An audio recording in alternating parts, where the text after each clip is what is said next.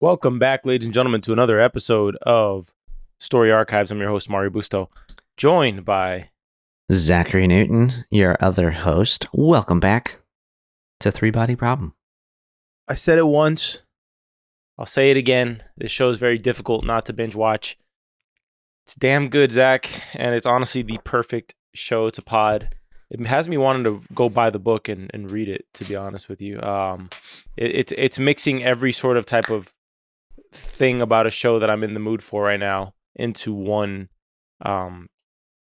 show. It kind of has like the sci-fi mystery of a silo. It has the game aspect of a Squid Game type of Alice in Borderland feel to it. And it has the ruthlessness of a show like a Silo or Game of Thrones, as we've talked about, as we R.I.P. Jack Rooney, my favorite character. I know. Has been killed. It was so soon. Golly, man. I guess my question is, do you think he's dead? Right? Like, does this simulation go beyond the game? To be determined. That thought did occur to me that he could still be alive.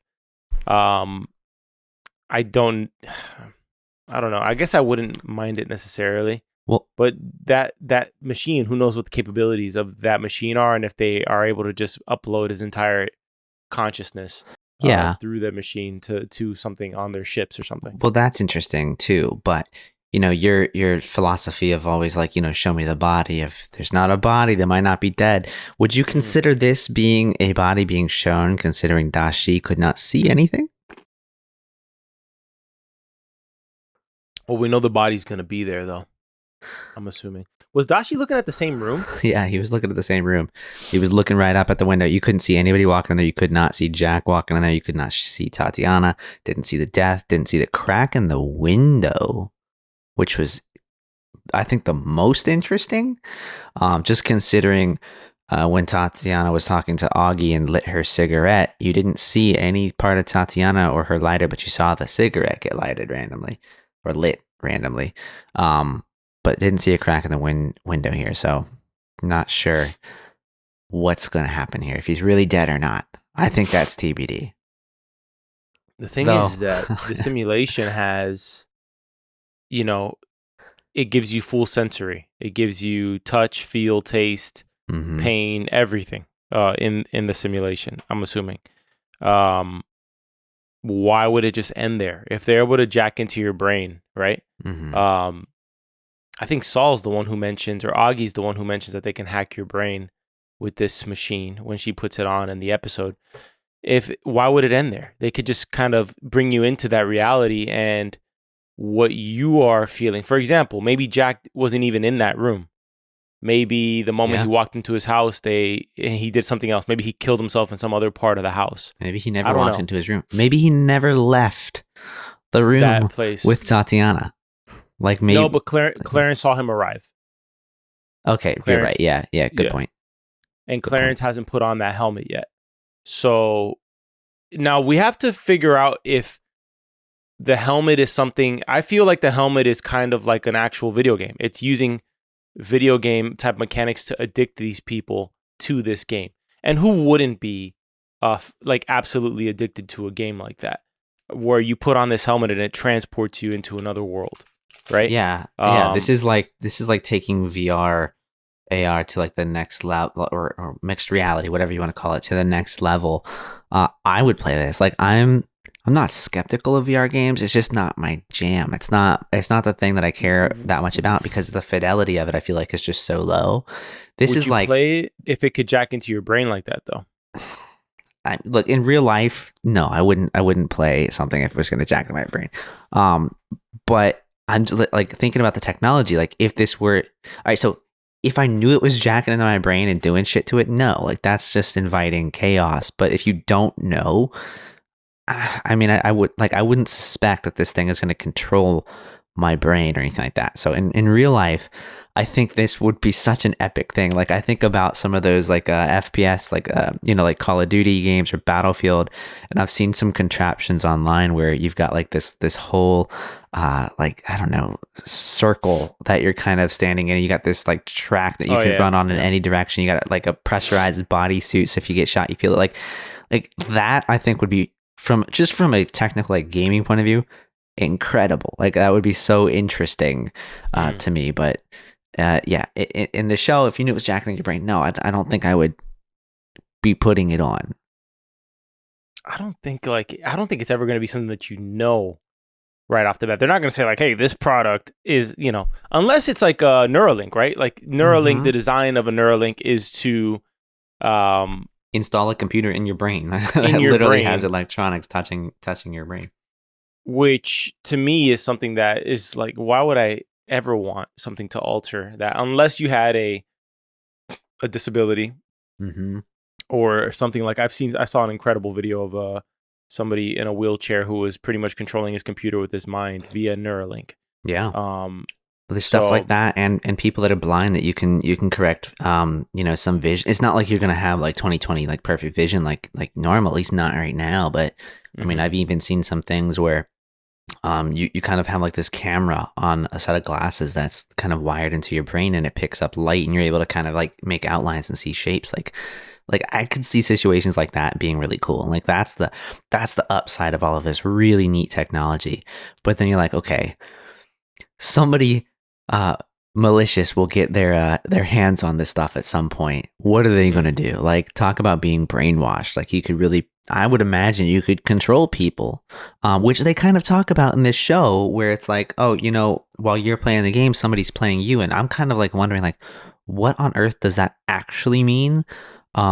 Because every time these people play, they are in the same exact spot when they die, or like they're just laying down in their bed playing. So like, what would the other person actually be playing? Is it just like, I don't know, a metaphor for them watching you, or something else? I'm not quite sure. I think that's TBD, right? I mean, you have there's so much going on here. We know the answers to very little, but look at what it's done to Jin. She looks like a slob. Like she literally has a VR set. Her boyfriend comes home. He's like, it's 3 a.m. What are you doing? She looks like a mess. She looks like her hair hasn't been washed in days. There's just, it's made her life. She's obsessed with the game. So it's definitely kicking into that dopamine area of the brain where it's like that risk reward or that reward type of system where these two are just obsessed with it. They're like secret addicts while their friends are like pleading with them not to play this game, right? And yet they do. And I have a lot of theories about what's going on in the game, but we'll get to that a little later. We do kind of get the notion that maybe these suicides aren't suicides, and maybe every single one of these has been this girl. What's her name? Tatiana. If her name is Tatiana, like real name, because we don't know if anything she's saying is actually true. We don't know if she's actually the embodiment of these Santi people, which is interesting in and of itself because she meets Clarence in the last episode at the graveyard and makes up a story about her father. Or at least we think it's made up because we know that grave she was standing in front of was not a man's. So we know that wasn't her father. Which you would think Clarence as a detective would walk by that grave to see the name of whoever, Yeah, because she was still standing there. He's been endlessly curious about everything, right? Yeah. And he's been looking for signs of like invisible people who can kind of just appear in and out of nowhere. But at the start of this episode, he finds another scientist dead, Oppenheimer style. If you watched Oppenheimer, that's how his mistress either kills herself or is killed. That is kind of one of the mysteries in Oppenheimer, is whether she was killed or not. And he finally gets his hand on a helmet, which, by the way, that is a really strange way to kill yourself. It looked very much like a murder. It is really weird. Head down in the tub. Although Will, stage 4 pancreatic cancer, seems to know a lot about that method of suicide because the moment Auggie mentioned it, or Saul mentioned it, and they were like, how does that even happen? He says, oh, you take a lot of pills. It's almost as if he kind of like, maybe you might have looked up some suicide methods in the past, which was kind of like a dark note that none of his friends like even batted an eye at. Yeah. but he does find a helmet, and the helmet is kind of like the central piece of this episode, which, something I really enjoyed on this episode is the fact that it was pretty much exclusively Jin and Jack. It's like this show's really taking its time. It's not bouncing, trying to fit 7 characters for a long period of time. Yeah. And that's one of the things that we can, because the last great thing that DB, Weiss, and Benioff did here was Game of Thrones. So Game of Thrones does that very well, where you have attachments to every single character. And 3 episodes in, I'm pretty much attached to every single character already. To the point where like they just killed my favorite character in this episode. So and you still want to keep watching, which reminds me a lot of some other shows. Exactly. Yeah, no, I think you're right on. Game of Thrones did a really good job with that. I will say it took me a little more than, I don't know if you were saying 3 episodes in this one to get into it, or 3 episodes in Game of Thrones. I really loved the way Game of Thrones, broke down each of its episodes. It was really like honed in on maybe 2 stories at max. Like you were not trying to cram everything. I'm like, oh my God, that would be so annoying. But it really gets you into the show. And I feel like it can be a little difficult to do that in a way where it doesn't become stale and it's just like, oh, every other episode we're going to focus on this character or this character combo. But I do think they did a good job, and hopefully they keep up that good job here. As our resident, I'm going to say this because we did get into a little heated discussion on the previous episode where we argued about whether you would put on the helmet or whether you wouldn't put on the helmet. Mm-hmm. Well, I just want to say thank you, because if this was a real life scenario, you would be Jin or Jack, and I would probably be Saul or Auggie, because you put on the helmet first, and that is the consequences of that is either you die or you get invited to the super secret nefarious organization. Which we hope you don't turn on us for good. But I wouldn't be putting my life on the line there, so I'd probably join. There you go, folks. You got an admission that Zach is going to welcome in. Santi. Hey, I didn't say I was going to help them take over the Earth. You just come on, look at these people have built spaceships like in the span of a stable era. You've built like a massive fleet, and you're coming to Earth. Like, they're gonna fuck with you whether you want them to or not, or you're helping them or not. Like, I feel like these Santi could come here and just obliterate the planet in half a second. I don't know much about them, but it's a lot. Jack of people is crazy for leaving that meeting. He's absolutely crazy. Yeah. Why? Because Auggie calls him out when all the friends get together. Mm-hmm. She's like, you don't even have Alexa in your house. And you find, and Will says the thing that everybody's thinking is, a mysterious box. Somebody breaks into your house, leaves a mysterious box here. Nobody gets picked up on camera. There's a helmet inside. And your first thought is, I'm going to put it on. Like, everybody's thinking that, at least rational people are thinking like, you're not putting this on. Like I related to Saul on this episode in the sense that Auggie says, don't put on that helmet. He's like, I'm not going to put on this helmet. Like, he's the only person so far, except for Will. He hasn't had a chance to put on the helmet, really. Mm-hmm. Saul's the only guy who's like, sees the helmet. It doesn't put the damn thing on. Yeah. Why? Because it's like exactly what I was saying in the last episode. You guys are putting on the helmet, which, by the way, to be fair, you need the people who are going to put on the helmet without thinking. Just like they're so curious that they can't resist the curiosity. They're not thinking about what the effects could be after the fact. And we see what one of the effects is. Jack gets killed. But you need those people to almost kind of die before the other, like the second layer of friends comes in, and they're like, okay, now we got to get to the bottom of what's going on here. And then like kind of reverse engineer. Which is why I think Jin, putting the helmet on is a lot more reasonable than Jack's putting the helmet on. Because it was more of like out of curiosity, right? Like, somebody she knows just died. She's like, oh, maybe this contributed to it. Let me look into it. Let me see what's going on.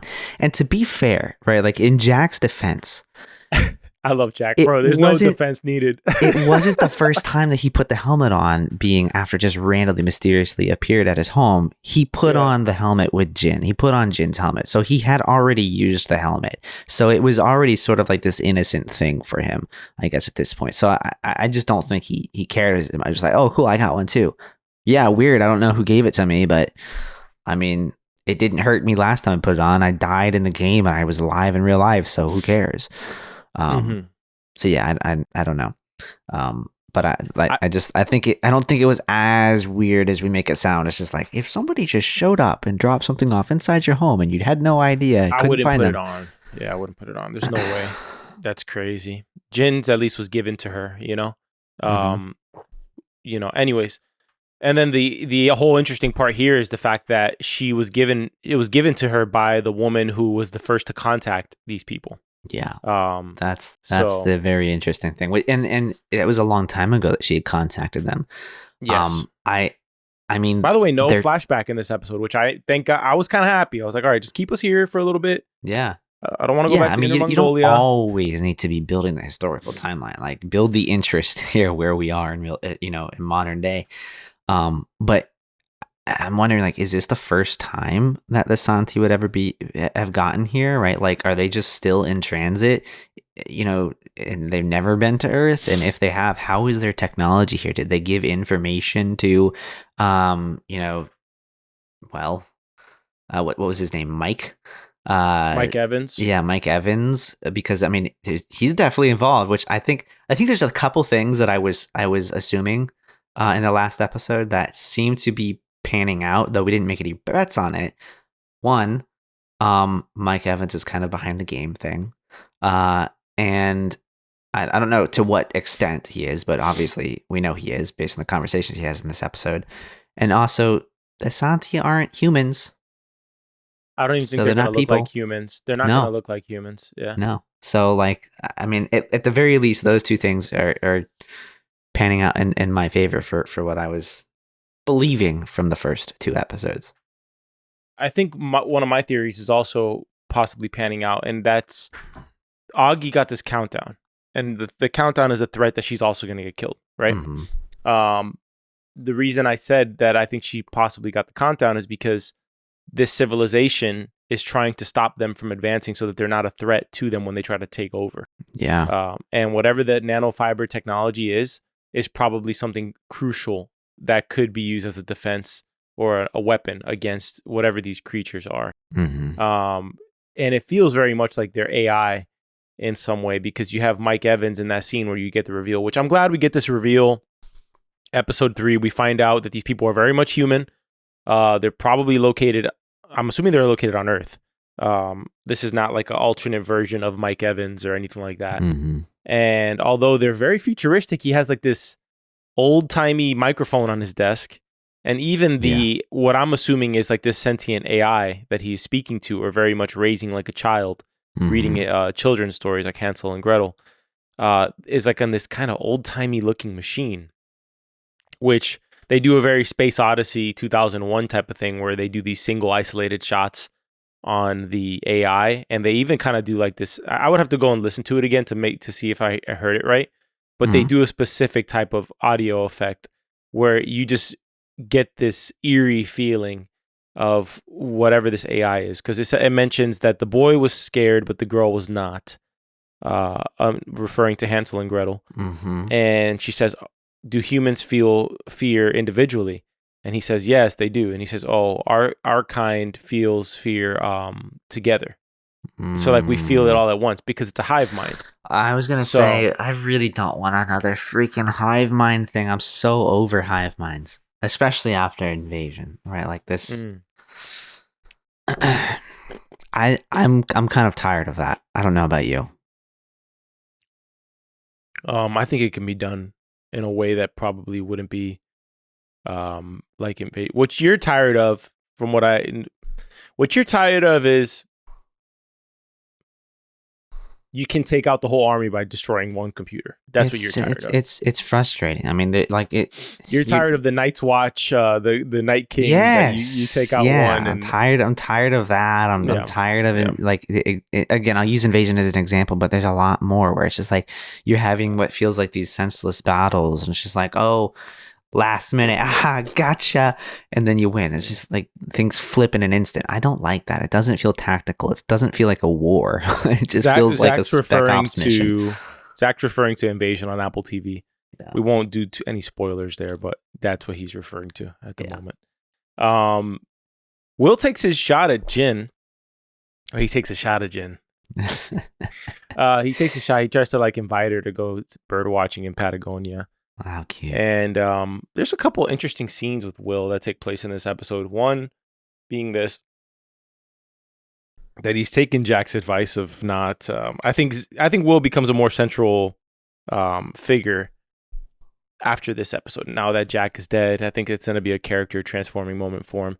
But I also think that there's this really odd moment with Will. He's in the hospital. He's coming down off of medication, which might be key later in the season of maybe this medication is a way to see this realm that others can't see. He says things that sound loony, like somebody coming off of medication or, what do you call that? What's that medication that puts you anesthesia? It's like he's saying stuff that kind of feels like you're coming down from like anesthesia. But he says things that are actually true. He calls out Jack. He says things like, "You've got a funny hat on." He says things like that, and Jack had a funny hat on in like the medieval world at first, right? Or maybe he was referring to the helmet. Then he refers to Jin's boyfriend Raj as chaos. The key word is chaos and stable. So he refers to him as chaos. Now, we don't know how much of that is true, right? We have to take some of these things with a grain of salt. Maybe that's just because he's jealous. But maybe it's something deeper. And then he also mentions that Saul doesn't have a hat. So he mentions that, which Saul's the only one who hasn't put the helmet on yet. So those are things that I think he was seeing things in the state of this video game world, where he was kind of on a different plane. And I think that might become an important element later on. Did you catch those, and what did you think of that? I caught it. I didn't think into it or look into it as much as you did. I mean, I just kind of thought it was like somebody coming off of anesthesia. I mean, I've seen it before.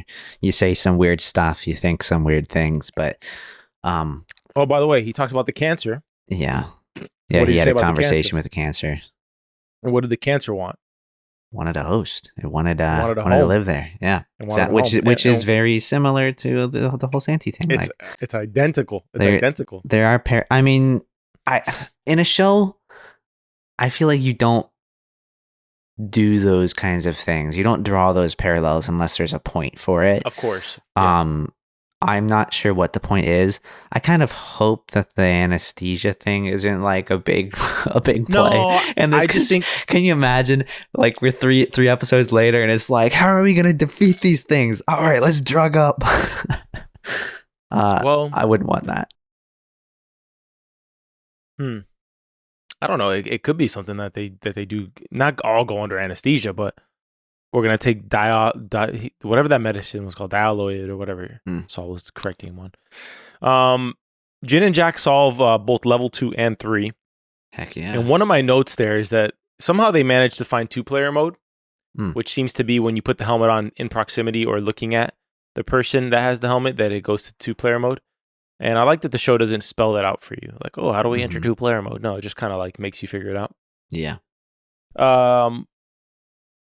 I'm waiting for them to have like the human crisis when they realize, in my opinion, that all of the scientists that they go up against, like the Aristotle, Galileo, Turing, and Newton, I have a feeling those are other players elsewhere.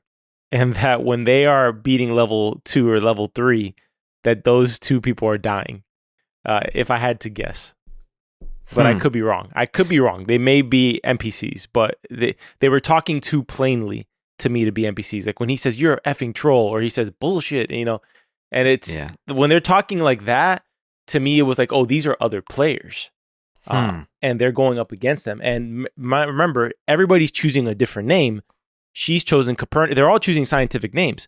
So everybody here could have just changed their name, and they're being known as Aristotle, Galileo, Newton, Turing, that kind of stuff. That's interesting.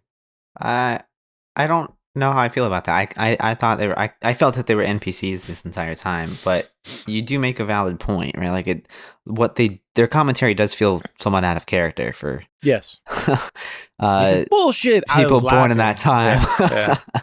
I mean, I don't know what their day-to-days were like, but I mean, I would assume you at least had like an English accent. And I didn't really pick up on anything strong. Yeah, from who? Anybody, really. I don't think all of them had English accents. The first 2 guys you meet are not English, I don't believe. That's the level 2 guys who are talking to the Pope, who you gave a good bit of trivia before we hit record on who the Pope is, and I did not catch it. Oh yeah. You want me to spell Oh it yeah, out? yeah. It's a volleyball lobby. You just like walked by and you watched the ball bounce on the floor. It's Varys from Game of Thrones. I don't know how. Yeah. He's got hair. Like I didn't catch it at first. You know, if he was bald, I'd be like, oh yeah, I know you. Took a minute for that one to sink in. Is this gonna just be a thing that they just give us one Game of Thrones character after another, just kind of like slipped into the show? I don't know. Maybe I feel like once you've worked with people like that for so long, you just kind of like pull them in here and there just to, hey, how you doing? You want a part? I have a feeling that this is gonna be PvP. That this is gonna, and for those who don't know the term PvP, if you're playing a video game, you have different types of combat or systems. PvP is player versus player. PvE is player versus environment. So that's like NPC. So those are fake. Those are computers, right? I have a feeling this is a mix. I think level 1 was kind of like a tutorial mission, so everybody was an NPC in level 1. Level 2, you see now there's other players in the game, and we find out later when they get invited to meet Tatiana at this nefarious looking bar that they're not the only players. They're the only 2, Jack and her, who have who are the champions, I guess. They're the game champions from the UK. They're the only 2 who have beaten level 3, right? To get to level 4. And that there's other champions around the world who have also done the same. So this is like turning into Hunger Games too. Like it's combining every single everything. But everything that like makes you, that's so bingeable, that makes it like a worldwide phenomenon for sure. Yeah. Yeah. Netflix got a special one here on their hands, man. They do. You know, one thing about the game, I don't quite know where it's really going to take us, but like, you know, people were saying, oh, you know, maybe it's a recruitment tool. My question is like, recruitment for what though? Like, I'm still vague on that. It does. I mean, I still think it's possible the game itself was created by humans, probably under the guidance of technology created by Santi. That's a possibility. But it doesn't, I don't feel like it's to wake people up necessarily, like I thought in the last episode, where it was like, you know, trying to get you to solve some problem that would give you some upper advantage to defeating the Santi in the future. I kind of feel like it was just making them sympathetic to the Santi. Feeling for it, you know? Yeah. So I don't know what they'd be recruiting them for. Like they're not like world leaders. They need a welcoming party. By the way, this is a great podcast. I feel like we're really back to our theory route. Oh yeah, which is fun to dive into. Like to not know what's coming or not everything just be nonfiction. Yeah, is a nice feeling when you're having to discuss it on a pod. Before we hit record here, I was listening to Joe Rogan and I was listening to which that'll probably get us another nasty review. Guys, help us combat these nasty reviews. We're being called everything. We're being called racist. We're being called every sort of bigot you can imagine by like the last few reviews. So, and by the way, all these people who say good podcast, but then they just label us all this shit, which is incredible to me. I can't stand these people. I wish they would give us a chance to respond to these people, or that they would be brave enough to put their profiles out there. But yeah, anyways. I have a feeling it's the same person making multiple accounts and doing who knows? Nasty reviews. Anyways, I was listening to Joe Rogan, and he had Tucker Carlson on. That'll be another nasty review. Oh, I saw that on a little bit on Twitter this morning. Tucker's off the deep end. I don't mean this that he's not correct. I don't know one way or the other, and I don't think he knows. I think he's just curious, and I think he's just trying to get to the bottom of things. But he starts talking about UFOs. He starts talking about these things. Oh, I didn't see that. ongoing. It starts off the podcast with it because he's been going on that for a while now. Mm. And he mentions that he believes that these unidentified flying objects are spiritual. He doesn't believe they're aliens. He believes they've always been here. But he also believes it's dark. And by the way, this is not me. Not views of the podcast. This is not. Yeah, which, by the way, I don't give a damn if you get offended by this or not. But I'm saying, like, I don't necessarily believe this. I'm just relaying what he's saying. because I believe in a spiritual realm for sure. But he believes these are spiritual things. I would assume he's insinuating that these are angels and demons. That's what I would assume, based on knowing that he's a Christian. If I'm correct, I believe he's a Christian. But he thinks it gets darker, where he thinks that certain elements in the government are aware of this, and he thinks that certain elements, it could get darker, are actually working for them or under them, and some allegiance type of thing. You know what I mean? But that kind of goes in line with like people who believe in, I guess, Illuminati and stuff like that.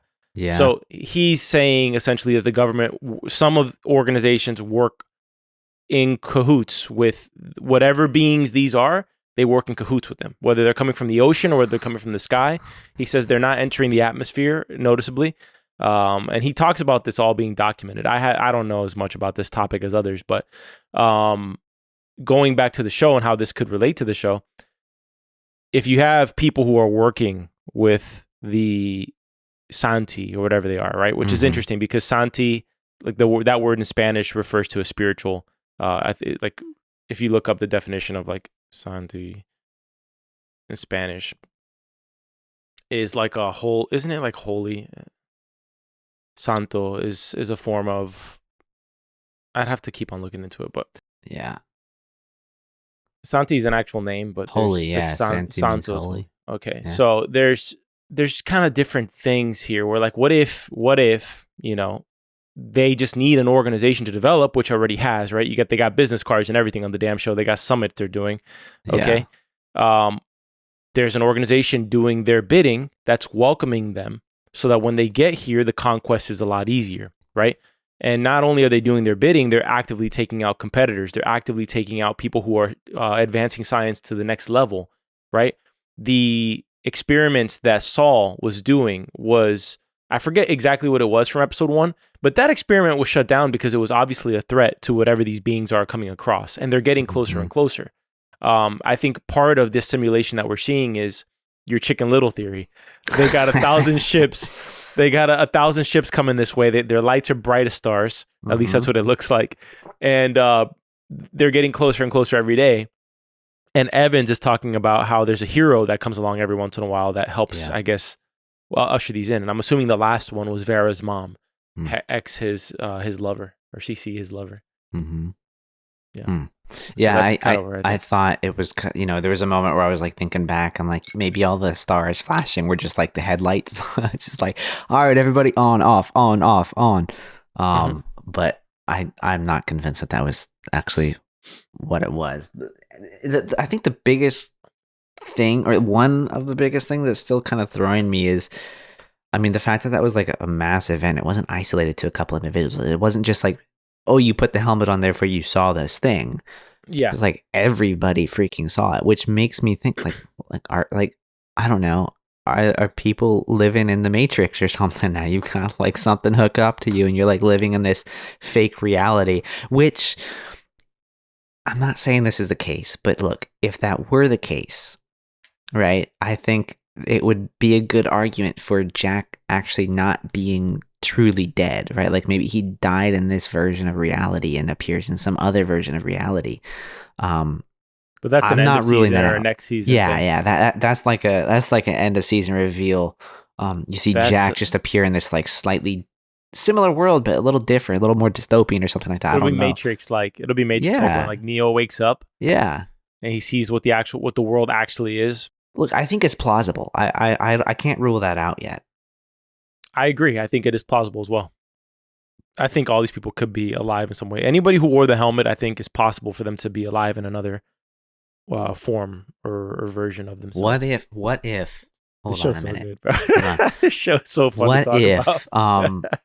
Those who put the helmet on. What if the Santi are like stealing the intelligence of humans? Although I find that hard to believe, just because they're so far intelligent. But all right, I guess I was thinking something different. I was really thinking like, what if by putting on the helmet, you're kind of like, they're kind of like transplanting your consciousness into their own like body or something like cancer. That. Like, something. I don't know. But I don't think we'll ever put the helmet on. Doesn't Ye Wenji seem kind of oblivious right now? Like whenever she's been on the show. I think she's Is she playing dumb. or I think she's playing yeah? dumb. Yeah, Okay. I just feel like she knows way more than she's letting on to. I mean, again, like let's look at Mike Evans, right? Like those two, they met each other. We're due a flashback in the next episode where we start to see like, look, how did that relationship, I guess, flourish? What did they do? They had to have contacted these aliens together at some point, would be my guess. So these beings yeah. come from a 3-body planet, is what we're to understand. And so System, maybe yeah. that's why the problem, that's why the show's called the 3-body problem, because these species are going to be a problem, or because they had a problem, they couldn't solve it, so now they got to leave, or the 3-body problem's unsolvable, and so that's why they had to leave. By the way, that syzygy thing, where everybody in level 3, when first and foremost, because we just had an eclipse, okay? Yeah. And I know that wasn't 2 suns getting behind each other, but the syzygy is like 3 suns lining up, like to form like a power beam that multiplies the gravitational pull with times 3 or some crap like that. So everybody starts floating into the sky. That creeped me out in a way that was unexpected. Just first and foremost, the fact that Jack knew it immediately. He says, "This is a syzygy," or something like that, and then everybody starts floating. was terrifying. They should have put more haunting music to that. Just imagine walking around like you're outside, you're just walking your dog or something like that. You're both walking. You're like, wait a minute, I'm not on the ground. That's a little weird. And you just keep floating up and up and up and up. That'd be so terrifying. Like, there's nothing you could do. It's like I forget the lady's name from Harry Potter, just floating up in the sky. Floating. Yeah. His aunt. Yeah. And, that would be terrifying. Prisoner of Azkaban. That's the book that got me hooked on Harry Potter. Was that one? Okay, what's going on with this AI radio? Why is he locked in this room that looks so depressing? Like he can't leave. Like this AI is just saying, "Read me, Snow White and the 7 Dwarfs. Read me, Jack and the Beanstalk." I don't know. I mean, it just feels like it's his office. I don't think it's like. I don't think he's like in jail or something. I know for a fact that you would put one of those on your desk, 100%. I just know you. What, like a radio? You would put an AI radio like that on your desk, 100%.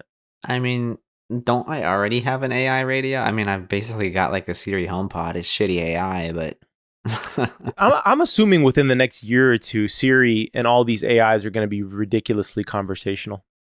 They're gonna have to be, because that it's so aggravating to try and talk to any of these AI systems, because it's just like it feels like talking to a computer. You need to make something I think you're very gonna conversational.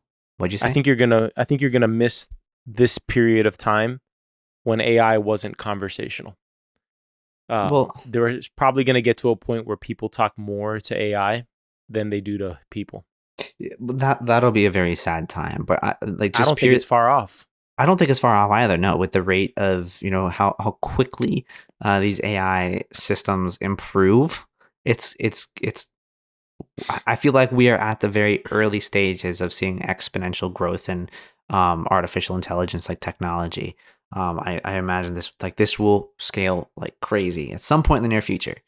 I was listening to Patrick Bet-David's pod, and one of his guys on there was talking about like AI girlfriends. He was saying how they have valued, like, I don't know who did the valuation. I got to verify this myself because I just heard it on the pod. That it's valued in the billions. Like there are people like robot AI girlfriends. Like this is going to be one of these things, man, that just imagine ChatGPT times 10 in your little Google Home or your Apple Home pod or whatever. That's what this is going to be. A flesh-covered robot for those lonely people. or a flesh-covered robot for the incels. But by the way, I don't think that that's going to be like if you zoom out 100 years from now, I think that that's going to be something that's like commonplace. Look, it's plausible. I mean, look, there's some people out there. I don't know any of them personally, but they exist.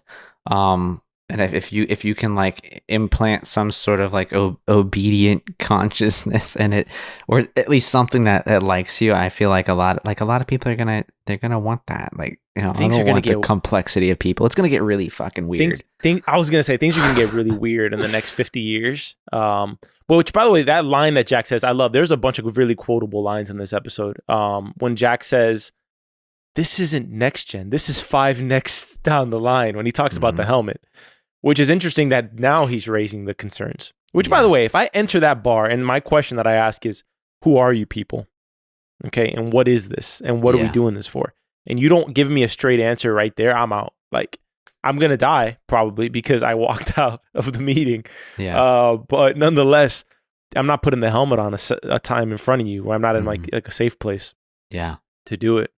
By the way, Jack's home because you knew something was gonna happen. You know, Clarence is outside listening to Radiohead, listening to Karma Police, one of my favorite songs from them, and he go.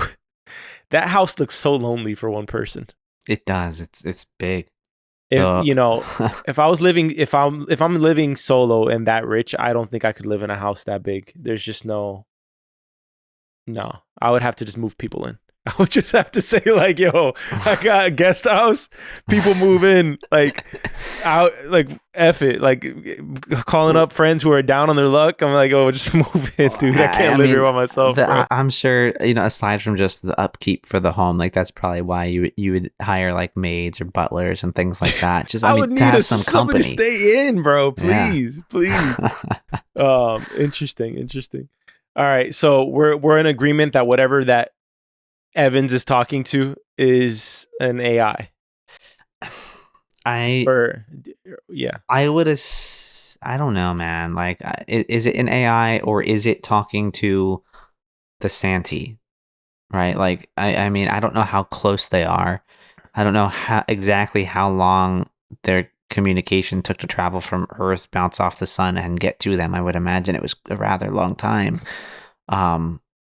So, I mean, it's a pretty real time conversation. So I find it hard to believe that it is not an AI unless there already is some Santi being on the planet.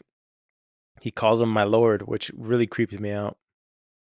Well, I mean, they're worshiping, I guess, the Santi or whatever. I mean, they're it's like you've self-elected them as your king. Like they're coming to conquer. You want to be on the side of the people that are going to win, or the things that are going to win, I guess. I'm assuming that's how Evans is looking at it. According to Jin, or according to Tatiana, who talks to Jin and Jack, these aliens, the Santi, gave this technology to the people so that they could understand their story. They could share their story and what they're dealt with the humans, right? Because it's all programming. Think about it. Yeah. They have to find out the parameters for the game, then they have to find out the problem that they were dealing with, and then they have to find out what the actual main issue was, which is the people need a home. You have to save the people, not the planet. Yeah. And that's the whole purpose of the game. Yeah, I mean, you're trying to basically make everybody who plays the game understand, like, look, there was no other option, right? Like, we had to leave. That's why we're here. Don't hate us or whatever. Don't fight us. Invite us. But you know, I feel like there's something more than that, because if that were the case, like, I feel like this whole game thing or whatever they're trying to communicate needs to be on a much grander scale, because they're only targeting scientists, right? Like, so. I can't believe that they're trying to get these scientists to help them solve their problem. They're so much more technologically advanced. Like, that can't be the case. And again, I don't think like the scientists are world leaders, or anything like that. So I don't know, like, how much weight would they really have when it comes to like, hey guys, hold on, don't shoot a nuclear missile up into these spaceships. Just let them come down to Earth and say hi. You know, invade our planet. Like, I mean, can you imagine a government body listening to a scientist or a group of scientists saying that? I could not foresee that happening. I'd be like, fuck no, we're gonna throw everything we got at these things. Yeah, I mean, it is. I lost my train of thought there for a second with the Santi and the problem of like the scientists they're targeting. I really do think the science that they're targeting is just, they don't want science to advance to a point where this version of humanity can. Well, actually, I don't think that there's multiple versions of humanity based off of what we learned in this episode. Yeah. Seems like this is not, I don't know if this is multiverse or anything like that, but it seems like these are people, or maybe not even people. They're just trying to make this game in a way that is understandable to these humans. Which, by the way, let me just put this out there. Somebody who's played a lot of video games. Yeah, you're more of a gamer than I am. What's up? Yeah, but you've played plenty too. I have. If you put this helmet on, if you got that kind of level of tech, to be honest, this game is whack. Like, that game sucked. The game is just walk to the house in front of you and solve a riddle.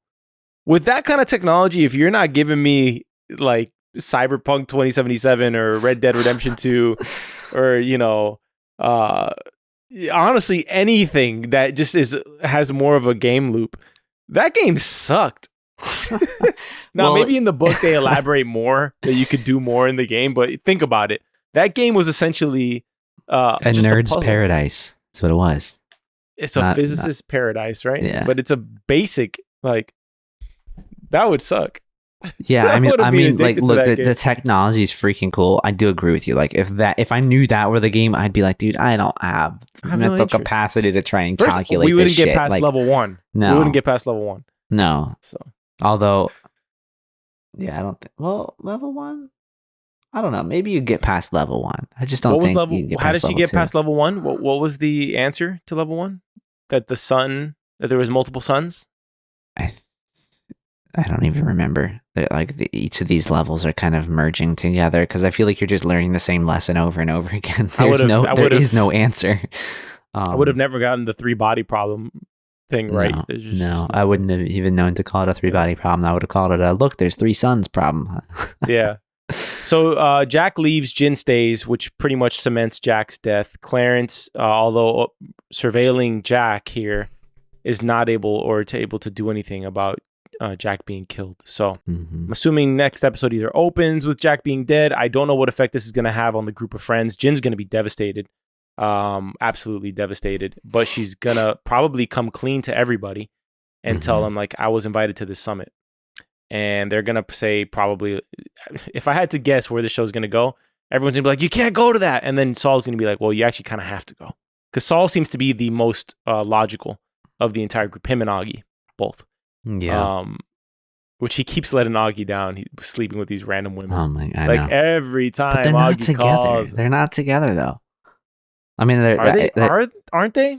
I feel like they are together. If they're together, I mean, then fuck that He's doing guy. a bad job. But yeah, he's doing a bad job. I just thought they were like exes. I didn't think they were together. I thought they were like probably before the show started. They were together. They broke up for probably stupid, like, I don't know, dropping acid or whatever. I'm not sure.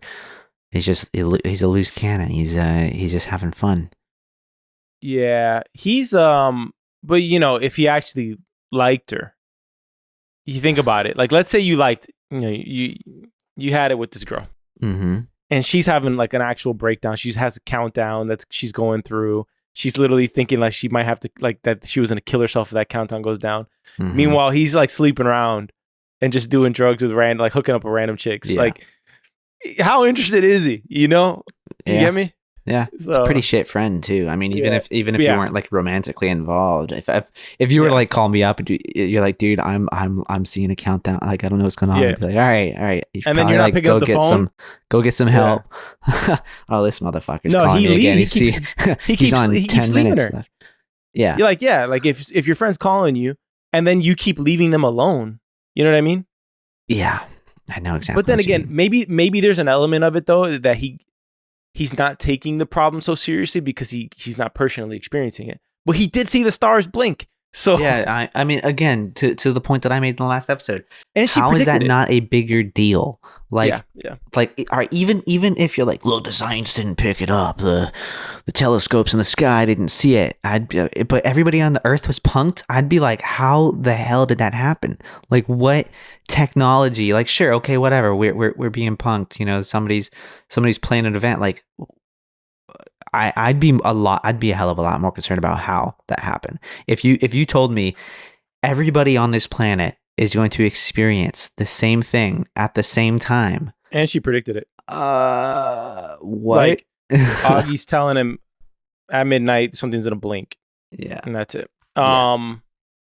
Actually, I don't know if she did tell him. I think she said didn't tell him. something was. She didn't tell him because she didn't want like him to be like I guess biased in what he saw.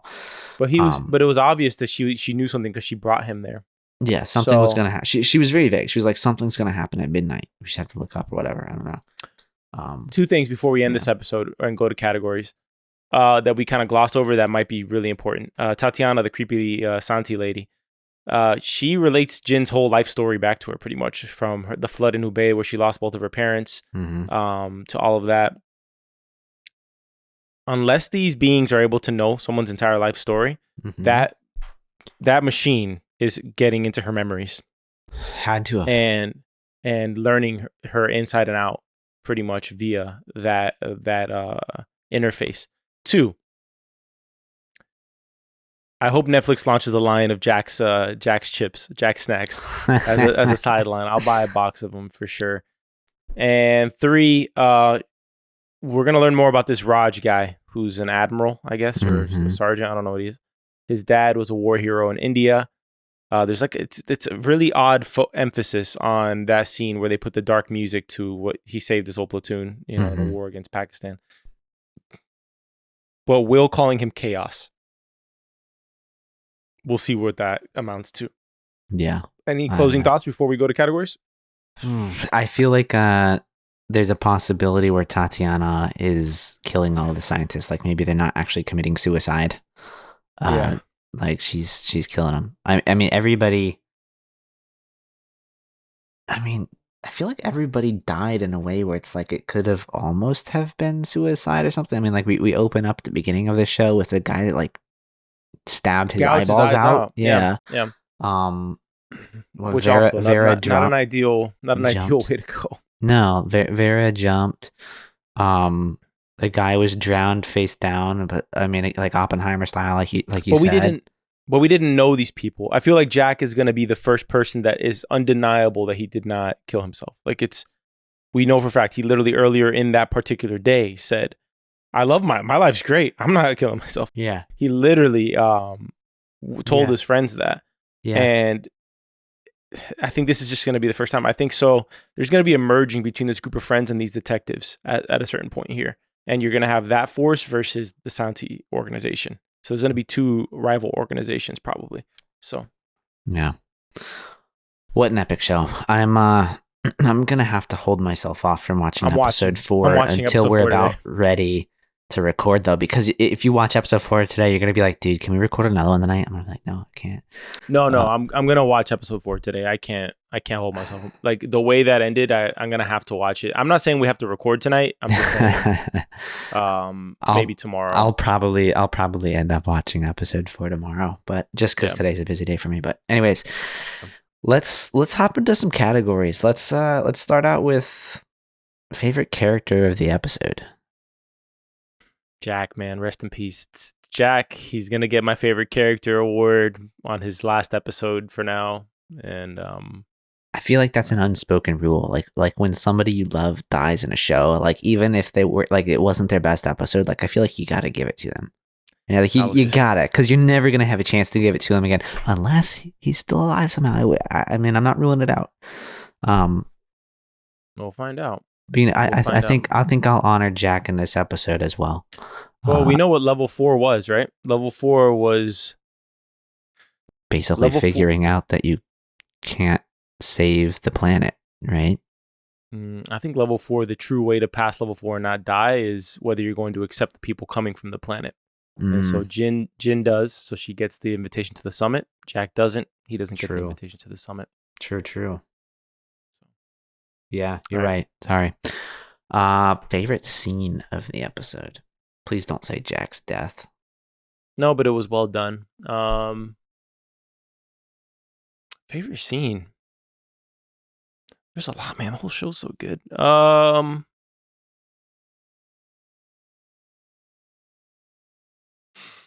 I think the realization that Evan's talking to that AI, maybe. It's very interesting when you get that zoom out and you see like there's a game master behind this. Yeah. And then he's just talking to this mysterious creature. I thought that was probably it. Yeah. I kind of liked the like the montagey stuff early on in the episode where Jin and Jack were playing the game together. I That was liked it. fun. There was really a lot of this episode that was basically like in game play between Yeah. level 2 and level 3. I thought it was pretty engaging. I liked seeing that character combo in here. So I'll give it You to that scene. you were right that he essentially changed his name. Yeah. He's Sir Francis Bacon. Hell yeah. That's a good one. How about favorite lines? Oh my God, there was a bunch. But I can't remember them off the top of my head. I didn't write them down. I like this isn't next gen. This is 5 next down the line. I thought that was Mhm. great. There was a few others, but I can't remember them right now. I'm sure you have some.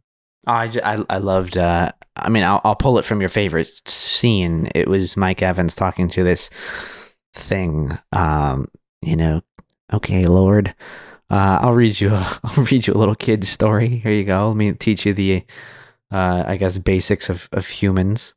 I thought that was interesting. I feel like we're I mean, again, we're due to see something on Evans. I think like now.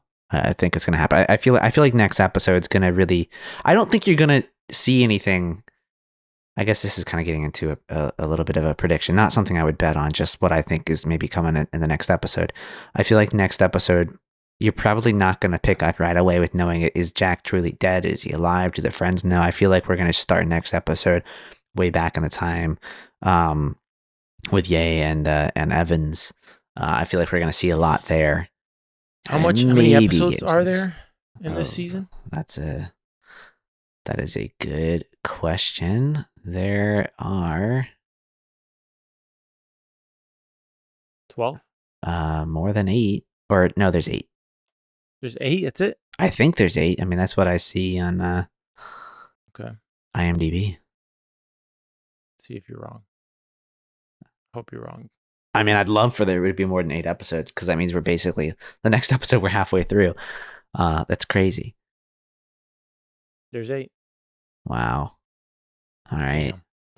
Well, what All do you right, think is any going to other happen in the categories? next? Okay, sorry, go ahead. No, I mean that's really the only like categories. But what do you think we're stepping into next? I mean, I already kind of gave my thoughts on what episode 4 might entail. But what do you think's coming up? Well, Jin has a choice to make here. Go double agent or welcome in the Santi. She has to go to this summit one way or the other because now it's confirmed that if you don't play along with this, you're going to die. And there's nothing you can do because they have to talk to Clarence and find out the fact that he was outside the house looking at the room and couldn't see the murder happening. So this is going to become apparent that Jin has to go deeper and deeper to see how the sausage is made, I guess. Yeah. But do you think that's a next episode thing, or like do you think we're gonna get a break? No, this is No, they have to regroup and figure out an action step, and then it probably episode 5 probably takes us to the summit. That's if I had I'm to thinking. guess. But then again, the one thing I've been told about everybody about the show is that every episode is nobody told me. I didn't get even a hint of body language that said that this thing like is disappointing once you get to like the final episode, right? No, it's just it gets better and better and better and better. That's all I keep hearing. So if I had to guess, maybe it does happen next episode and they don't just prolong this, or I might have to buy this book like today. Because I have a feeling the book is crazy. If this show is this good, the book has to be insane. Yeah. If you read it, I mean, let me know how it is. I'm curious. I probably won't get around to reading it, but you should dive into reading fiction more often, man. I read some fiction, not a ton. No. I haven't had time to read in like. I think sometimes you learn more from fiction than you do from nonfiction. So, well, it's fun. It's like theoretical. It's interesting. It challenges your brain. It's I feel like it's a little more engaging than reading history at times. But yeah. Cool. Well, any closing thoughts on this one?